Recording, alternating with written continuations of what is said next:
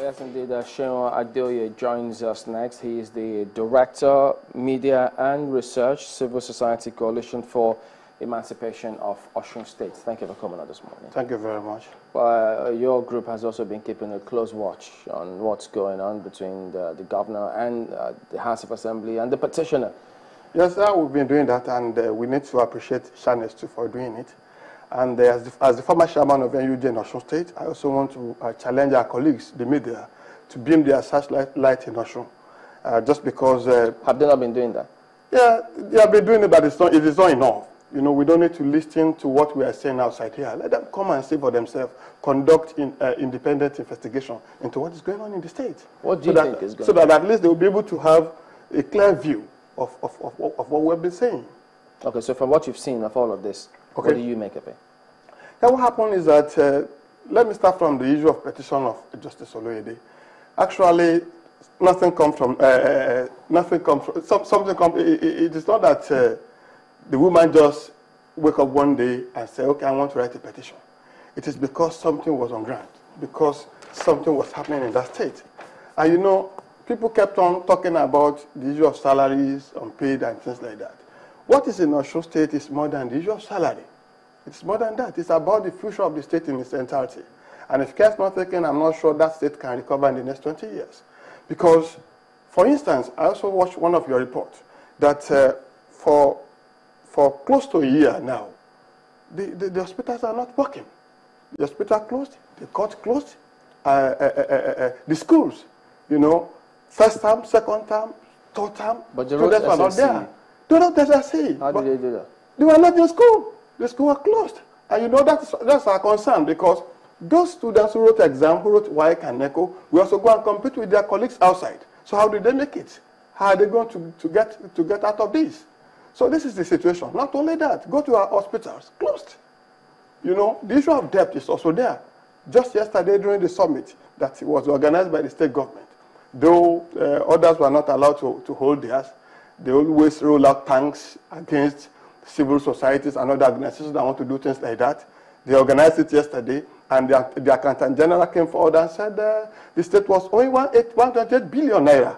He confessed that. 128 billion. 128 billion naira. That was apart from other contractual agreement that they gave to some of the contractors in banks. They should come forward and tell us. Have you tried to hold any of such meetings and you were prevented from holding it as a civil society group? As a civil society group, yes. July 7th this year, we tried to organize a peaceful rally with all our colleagues. But you know what? The policemen roll out tanks against us. And before you realize it, we called some people state boys. They attacked us. They even beat up elderly people, retirees who have not been paid for more than 9 years. What reason did the police give? Did you get permission from? There was no reason. Did you write? Did you notify them? We wrote. We even sent a letter to the DSS. We sent a letter to the IG. So they didn't misconstrue it as maybe not a meeting or something else was going to happen? They knew. They knew. If they didn't know, why would they roll out tanks against us? And after that, another group, Osun stakeholders, said they want to hold their own forum. You know, they sent them packing. They didn't allow them to do it in Osogbo. You know, they had to roll out tanks against them until those people realized that they had to run to Ife, a safer place for them. Well, as it is, the House of Assembly, I mean, the panel, they say they start. We saw the report not long ago that the House thinks in all of those, the governor was not guilty in any of them. We have raised that alarm initially, that committee is a rubber stamp. We know that they are going to do this honorable thing, because initially we raised an alarm that where we have other lawmakers, at least one of them should be there. In fact, the minority leader holds a master's degree in law. So he's even more qualified to be in that committee. But they didn't allow him to be there. You understand that? They said he was not, some of the petition, some of the grounds happened in the last assembly. Are we going to say, because if I become a judge now, I will start looking at issues when I became a judge? Other issues behind will come. Everybody will come with the evidence. You understand my point? And how did they even want we allow those people to learn the nitty-gritty of the assembly? You understand that? They didn't allow that. If the man is there, at least it's going to be only one person among 7. Majority will still have their ways, and minority will have his say. But they didn't allow them out because they already know where they are going. They already know where they are going. And if you look at newspaper reports, serial reports about events, we also know where this issue will end to. But the governor has explained to the people the situation on ground, why those salaries have not been paid. Well, let me say this. Osun State, I am a former chairman of NUJ, and the ethic of my profession means that I should be fair and I should be truthful. But let me say this, in Osun State, what we have in Osun State today is we are living with situation where falsehood and propaganda thrives. You understand that? How? Yeah, falsehood and propaganda, because if you look at the events around us and what those in government are saying, you'll be shocked that what they are saying are not the real things on the ground. So what are the events around us? Let's start one by one. I've mentioned about the issue of loan, about the issue of debt. Just when the governor came up, he took a loan of 25 billion naira from the First Bank, and he said it was going to be a buyback of a loan taken by Olagunso Oyinlola's administration. That was 18.7 billion naira from the UBA. You understand that? But when that man was going, he had only spent about 10 billion naira of the money, making a balance of about 9 billion naira in the kitty. And besides, the man had also paid back. So it means it's only about excess of 7.7 billion naira that was remaining. What was this loan for? The loan, Oyinlola took that loan down for some projects. We have, I think, about 60 there and some other things. But when Aregbesola came forward, he canceled those contracts except one, which is in Oshogbo town. And let me say this same government is still owing that man about 700 million naira. And that's why they have completed the stadium.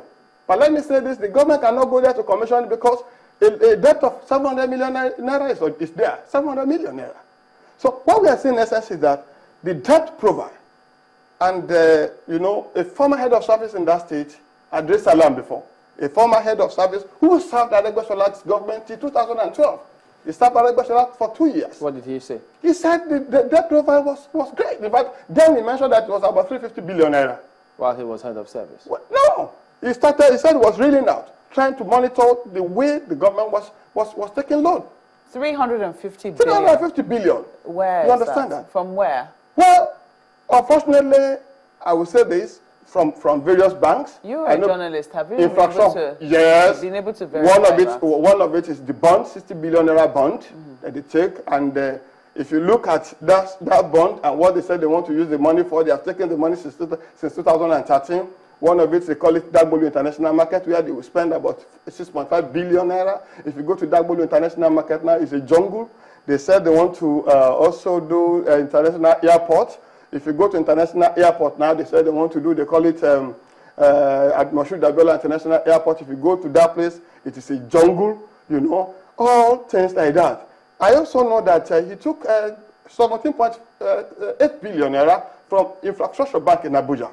I also know that he also took 11.4 billion naira sukuk. I realized that because of that issue. So what did you call it? Sukuk. I think it's an Islamic loan. Oh, okay. He also took an Islamic bank loan, about 30 billion naira. All these things are in record. But they will not come out to tell us that this is... What are these monies meant for? Well, they claim this meant for this project, that project. A lot of things are covered in Osun State. And let me say this. Within the first 9 months when Aregbesola came on board, he received a sum of about 32 billion naira from SS Crude Oil. And he told us that he was saving the money because he had now appointed his commissioner. Let us go and ask him, what did he use that money for? 32 billion naira.